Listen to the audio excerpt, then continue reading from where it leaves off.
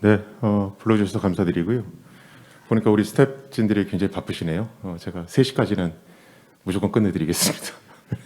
자, 지금 뭐 대학들 다 바쁠 겁니다. 온라인 교육 이렇게 대규모로 처음 해봤고, 또 저희과 학생들만 보더라도 뭐 개강 파티도 하고 뭐 이래야 이 소속감이 생기는데, 사실은 온라인으로만 계속 집에 있다 보니까 학생들의 소속감은 자꾸 약화되죠. 그러다 보니까 이제 반수생은 더 느는 것 같고, 그래서 여러 학교들이 준비를 하고 있는 것으로 압니다. 근데 저는 오늘 뭐 온라인 교육을 어떻게 강화할까, 학생들의 소속감을 어떻게 높일까, 이런 얘기를 드리려고 하는 건 아니고요.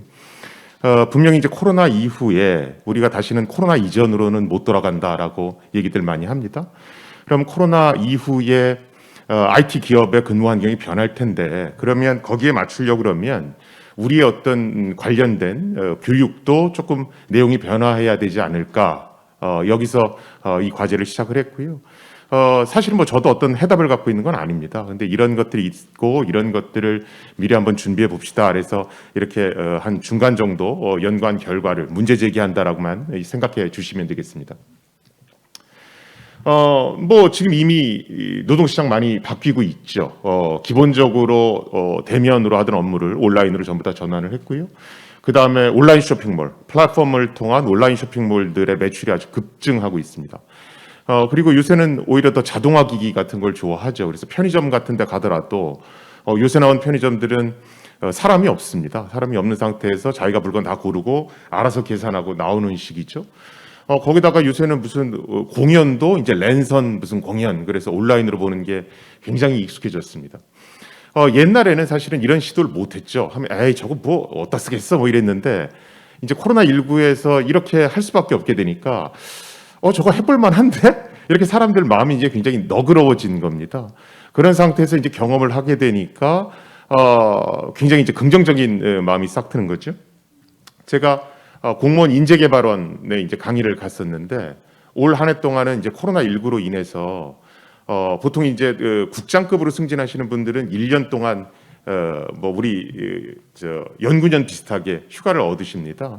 그럼 보통 이제 진천에 있는 공무원 인재개발원에서 1년 동안 수업을 쭉 받으시는데, 코로나19로 인해서 그걸 못 하시는 거예요. 그래서 어떻게 하십니까? 그랬더니 화상 회의 시스템, 화상 교육 시스템이 탑재된 최신형 노트북을 국장급한테 전원 배포하고 1년 내내 그걸로 교육을 받는 겁니다. 그래서 제가 뭐라 그러냐면, 야, 1급 공무원이 이거를 1년 동안 쓰고 나면 그 다음에 우리나라의 정부 시스템은 굉장히 많이 바뀌겠구나.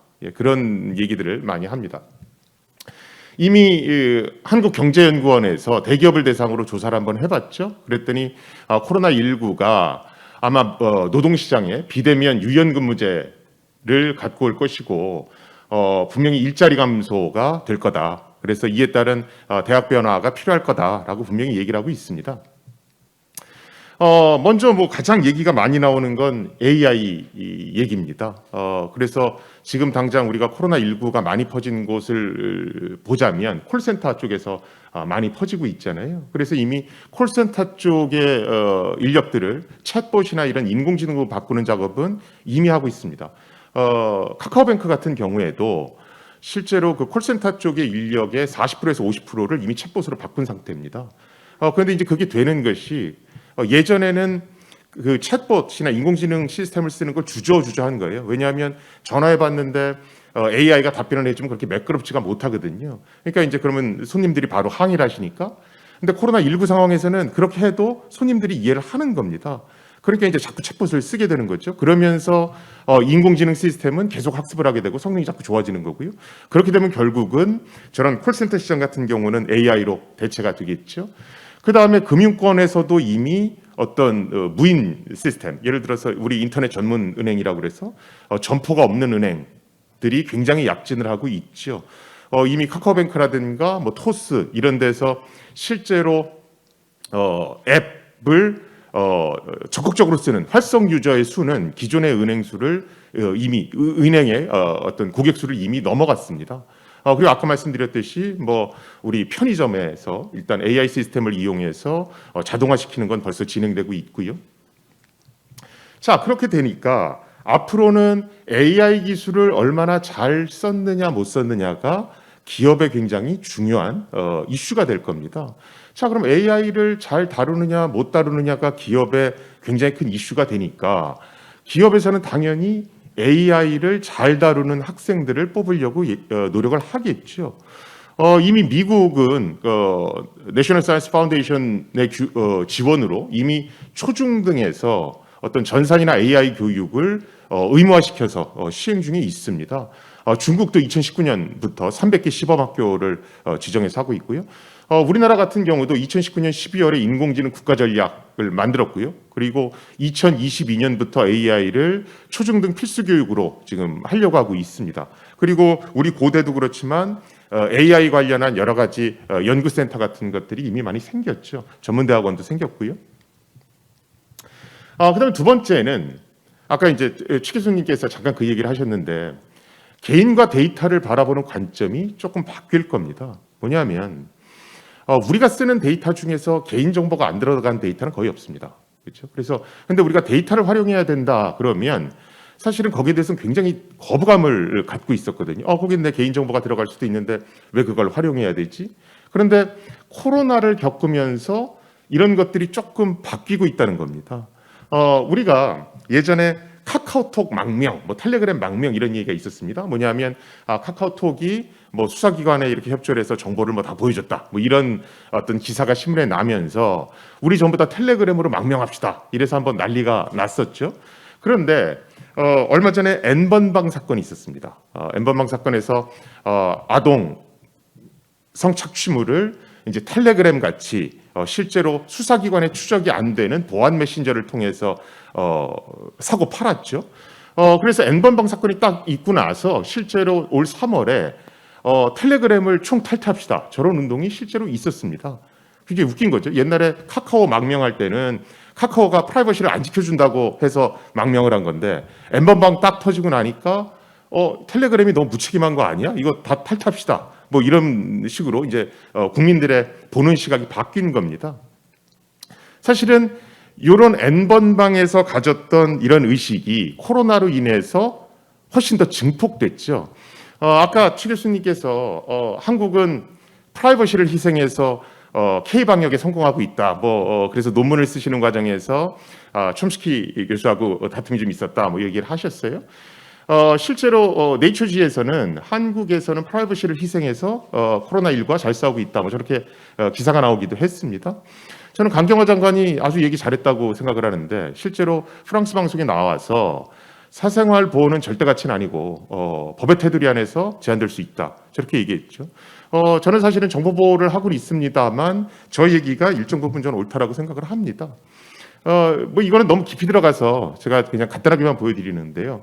지금 여러분들이 보시는 저 시스템은 유럽 지역, 그 다음에 애플의 아이폰, 그 다음에 구글의 안드로이드 폰에 실제로 들어가 있는 확진자 동선 추적 앱의 동작 원리입니다. 저것의 기본 기능은 뭐냐면 블루투스를 기반으로 해서 사용자를 추적한다는 특징이 있습니다. 우리는 메르스를 겪고 난 다음에 감염 예방법을 고쳤죠. 그래서 어떤 팬데믹 상황에서는 실제로 영장 없이도 개인의 동선을 추적할 수 있도록 되어 있습니다. 여기서 동선을 추적하는 데 활용되는 것은 교통카드 사용 내역부터 시작해서 CCTV 뭐 모든 것들을 활용하죠. 저 휴대폰 위치 정보까지도 전부 다 활용합니다. 외국에서는 당연히 말이 안 되죠. 외국에서는 이런 법 자체도 존재하지 않고요. 그러다 보니까 이제 프라이버시 논란이 있는 겁니다. 그래서 외국에서는 뭐 동선 추적 뭐 이런 건 절대로 안 되니까 블루투스 기반에서 사용자를 추적을 합니다. 제가 동작 원리가 어떤가까지는 설명을 안 드리고요. 블루투스라는 건 어떤 특징이냐면 개인이 원할 때 켜고 원치 않으면 끈다라는 특징이 있습니다. 그렇죠? 그러니까 저거 갖고 추적을 하겠다는 얘기입니다. 지금 열심히 보급하고는 있습니다만 전반적인 현재까지의 상황은 실패다라고 귀착되고 있습니다. 왜냐하면 끄고 싶은 사람 꺼버리니까 우리는 이미 이태원이나 이런 데서 겪었죠. 이게 대다수가 잘하더라도 몇 명이 빠져나가면 막을 수가 없다. 그렇죠? 그래서 과연 프라이버시를 어느 정도까지 지켜주는 게 옳은 것인가 하는 얘기는 사실 계속해서 외국도 나오고 있는 실정입니다. 자, 그래서 지금 외국에서는 프라이버시, 그러니까 개인 정보와 관련한 것이 공익을 위해서는 어느 정도 희생될 수 있다라는 생각들이 약간은 움트기 시작했고요. 우리나라에선 그게 덮어진 것 같고요. 그리고 코로나19의 확산 예측, 방지, 백신 개발 여기에서는 개인이나 한 기관, 한 나라의 힘으로는 사실 불가능합니다. 그래서 지금 나오고 있는 것이 캐글이라고 하는 데이터 사이언스 플랫폼이 있습니다. 그럼 저기다가 코로나19와 관련한 여러 가지 데이터 세트를 올려놓고 각 연구과제, 10개의 연구과제 각각에 $1,000씩 상금을 걸고 집단지성을 활용해서 이런 것들을 해결해 보겠다라는 연구가 진행되고 있습니다. 이런 것들이 이제 확대되면 앞으로 데이터 사이언스 관련한 산업들도 당연히 급부상될 것이고요. 그다음에 이제 제가 본 세 번째는 이미 이제 IT 쪽에는 소프트웨어 개발을 하는 쪽이 워낙 많습니다. 또 거대 IT 기업들을 봐도 대부분 소프트웨어 개발과 관련한 업체들이 있죠. 그런데 코로나19로 인해서 회사에 모여서 소프트웨어를 개발한다는 건 거의 불가능합니다. 그러다 보니까 이제 재택근무를 통해서 소프트웨어를 개발해야 되겠죠. 이미 미국에서는 20%의 개발자가 재택근무를 하고 있고요. 당연히 코로나19 이후에는 이게 더 늘어납니다.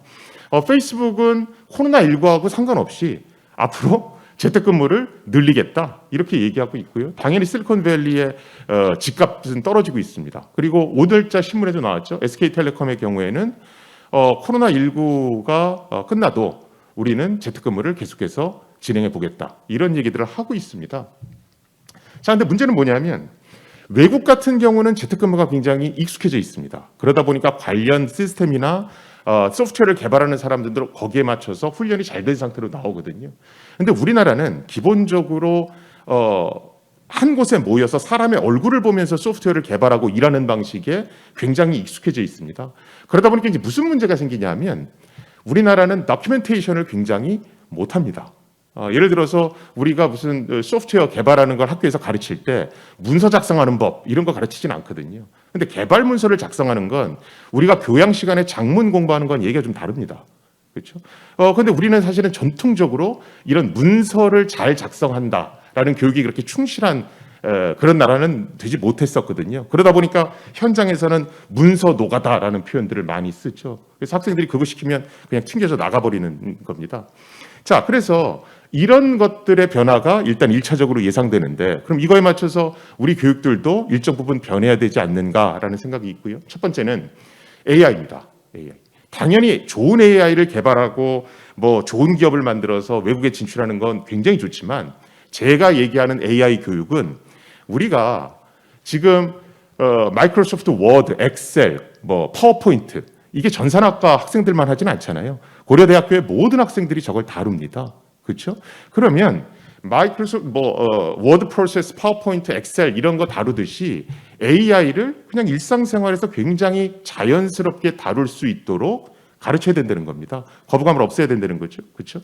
자, 그런데 그와 더불어서 잘 쓰는 것만 가르치면 되는 것이 아니고 우리가 윤리 문제에도 좀 관심을 가질 필요가 있습니다. 제가 저기 패티캣이라는 표현을 썼는데 우리가 반려견 문화가 막 퍼지면서 옛날엔 뭐 그냥 뭐 막 산책시키고 뭐 이랬는데 지금은 뭐 목줄을 달아야 되는 등, 뭐 입마개를 해야 된다는 등, 뭐 대소변 어떻게 치워줘야 된다는 등 이런 얘기 하잖아요. 그렇죠? 에티켓에 대해서 생각을 하는 거죠. 저는 학생들이 AI를 일상생활에서 자연스럽게 쓰는 걸 가르침과 동시에 AI와 관련한 윤리도 교육을 시켜야 된다고 봅니다. 제가 말하는 AI 윤리는 뭐냐면 언제부턴가 아마 교수님들 다 느끼시겠지만 학생들한테 레포트를 내면 네이버 지식인한테 물어봐서 그걸 냅니다. 그래서 우리가 야 이거를 학생들한테 야 이거 잘못된 거 아니야? 그러면 학생들은 잘못됐다는 걸 못 느끼죠. 그렇죠? 자, 앞으로 AI를 막 활용하는데 숙제를 내주면 AI 갖고 써갖고 오는 겁니다. 그러면 과연 이걸 뭐라고 얘기해 줄 것인가? 그런 것들에 대해서 일찍부터 한번 고민을 해보고 그에 맞게끔 1학년 때부터 그런 교육들을 시킬 필요가 있다라고 보여지고요. 두 번째는 이제 데이터 사이언스. 아까 제가 데이터 사이언스, 데이터에 대해서 어느 정도는 활용해야 된다. 공공이익을 위해서는 활용할 수 있다라는 인식이 퍼지면서 분명히 데이터 사이언스 관련한 교육, 그 다음에 데이터를 잘 활용하는 법, 잘 찾는 법 이런 게 이슈가 될 겁니다. 그런데 보통 대부분의 데이터 사이언스 관련한 학과들은 사실은 기존의 개인정보 보호나 이런 쪽은 좀 별도로 생각을 해왔었습니다. 그러니까 데이터 사이언스 쪽은 잘 활용하는 법에 대해서 논하지 잘 보호하면서 활용하는 법에 대해서 따지지는 않거든요. 그런데 아까 말씀드렸듯이 보호가 전제되지 않은 활용은 사실 큰 의미는 없습니다. 그래서 사실은 데이터 사이언스에 더해서 기존의 어떤 데이터 프라이버시 개념도 같이 추가돼서 관련한 여러 가지 법제도든 윤리든 기술적인 것든 그런 것들을 해야 된다라고 보고요. 사실은 고려대학교에서는 굉장히 좋은 모델이라고 봅니다. 고려대학교는 뭐 전산 쪽도 잘 돼 있고 AI도 잘 돼 있고 저희가 있는 뭐 정보보호대학원도 있고 뭐 이래서 굉장히 시너지를 내기 굉장히 좋은 분야라고 저는 보고 있고요. 마지막으로 말씀드리는 게 이제 다큐멘테이션 부분입니다. 지금 저 보여드린 것은 그냥 외국에 있는 그 일반 회사 자료를 제가 갖고 온 겁니다. 보시면 실제로 소프트웨어 개발하는데 엄청나게 많은 다큐멘테이션이 필요합니다. 근데 저도 전산학과에 있어봤지만 저런 교육을 우리는 한도 안 시키거든요. 그렇죠? 그래서 사실은 저는 다큐멘테이션에 대해서 한번 고민을 해보고 협업을 하게 한 다큐멘테이션 이런 건 장문이 아니거든요. 그렇죠? 그래서 우리가 이공계에 맞는 글쓰기 교육은 과연 어떤 것인가, 그런 걸 언제부터 해야 되는가, 이런 것들을 고민해봐야 될 시점이 아닌가 싶습니다.